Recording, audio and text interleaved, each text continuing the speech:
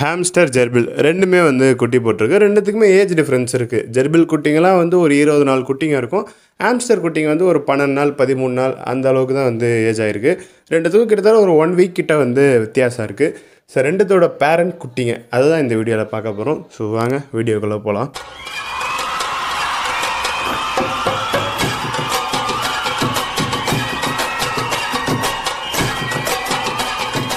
ஹாம்ஸ்டரில் colour வந்து கொஞ்சம் டிஃப்ரெண்ட்டாக வந்திருக்கு. அதனால் வந்து ஹாம்ஸ்டரை பற்றியே பார்த்துடலாம்.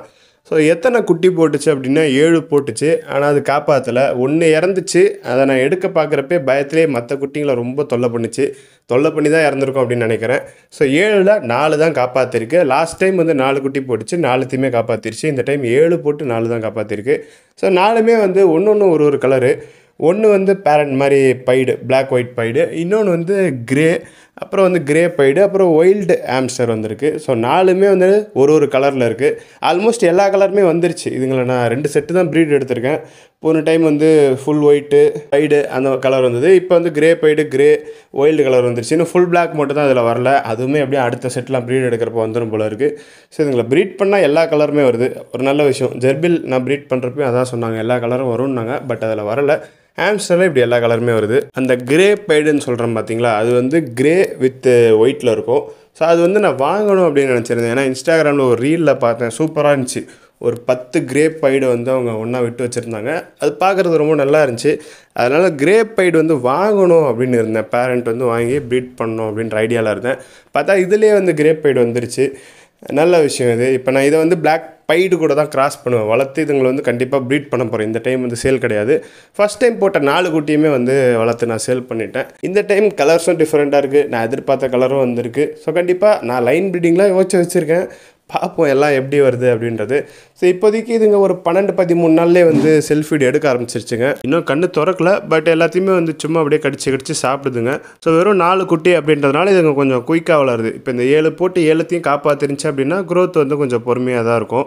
ஸோ இதுங்க வந்து அதோட ஃபீடை வந்து ஷேர் பண்ணுற மாதிரி இருக்கும். இப்போ ஃபீடு அந்தளவுக்கு இதுங்க ஷேர் பண்ணிக்க தேவையில்ல. 4 தான் இருக்குது.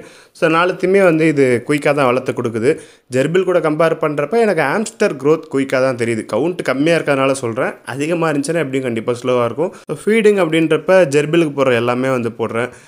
ஹாம்ஸ்டர் பிஸ்கெட் போடுறேன், அப்புறம் கார்னு, சன்ஃப்ளவர் சீடு, கடலை புண்ணாக்கும் வந்து வாங்கி வச்சுருக்கேன். கடலை புண்ணாக்கே நல்லா சாப்பிடுதுங்க. அதனால் கடலை புண்ணாக்கும் வாங்கி போட்டுட்ருக்கேன். அதை தாண்டி பாதாம், பிஸ்தா எப்பயாச்சும் ரொம்ப ரேராக மந்த்லி ஒன்ஸ் அந்த மாதிரி போடுவேன். அப்புறம் வீட்டில் பழங்க இருந்துச்சு அப்படின்னா போடுவேன். கேரட் பீன்ஸ் போடுவேன். இந்த மாதிரி டிஃப்ரெண்ட்டாக தான் இதில் நான் போடுவேன். இருக்கிறது வந்து என்கிட்ட 2 பேரண்ட் தான்.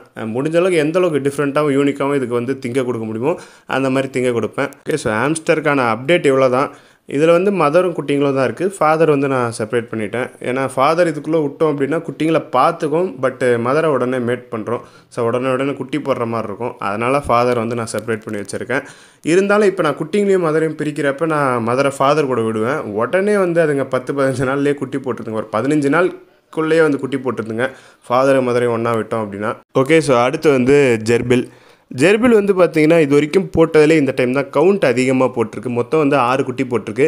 5 வந்து நல்லா ஆரோக்கியமாக இருந்துச்சு பிறக்கிறப்பே. 6ஆவதாக ஒன்றே ரொம்ப குட்டியாக இருந்துச்சு. கண்டிப்பாக இது தேராது அப்படின்னு தான் நினச்சேன். பட் இதுங்க நல்லா 2மே மேல் ஃபீமேல் 2மே சேர்ந்து குட்டிங்களை பார்த்துக்கும். சூப்பராக பார்த்துக்கிட்டு 6த்தையுமே வந்து வளர்த்து விட்டுருச்சு. இப்போ அந்த சின்ன குட்டி எதுன்னு கூட தெரியல. எல்லாம் ஒரே ஈவன் சைஸில் இருக்குது.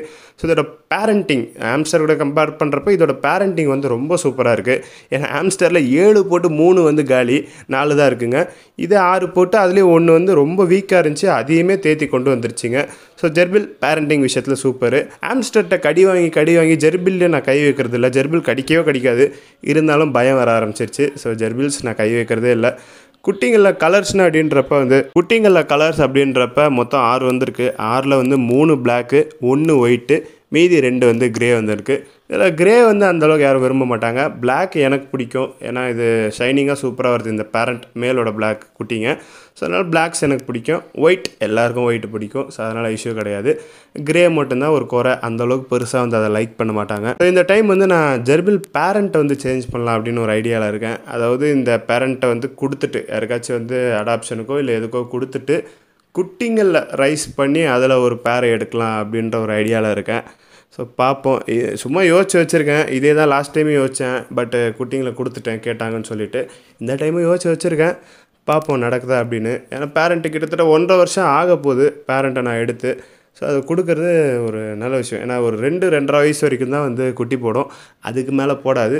ஸோ நல்ல ஆரோக்கியமாக இருக்கிறப்பயே மற்றவங்க யாருக்காச்சும் வந்து நான் கொடுக்கறது ரொம்ப நல்லது. என்னோடய ஜெர்பில்ஸ் பார்த்தீங்கன்னா எப்பயுமே வளர்ந்துக்கிட்டே இருக்கிற மாதிரி தான் இருக்குது. ஒருவேளை லைஃப் டைம் ஃபுல்லாக வளருமா என்னென்னலாம் தெரியல. ஒரு டைம் குட்டி போடுறப்ப தான் நான் நல்லா அப்சர்வ் பண்ணுவேன். ஸோ குட்டி போட்டு குட்டிங்களை ரைஸ் பண்ணுது அப்படின்னா பார்க்குறப்பெல்லாம் கொஞ்சம் வளர்ந்த மாதிரியே இருக்குது. லைஃப் டைம் ஃபுல்லாக வளருமா என்ன ஏதுன்னு தெரியலை.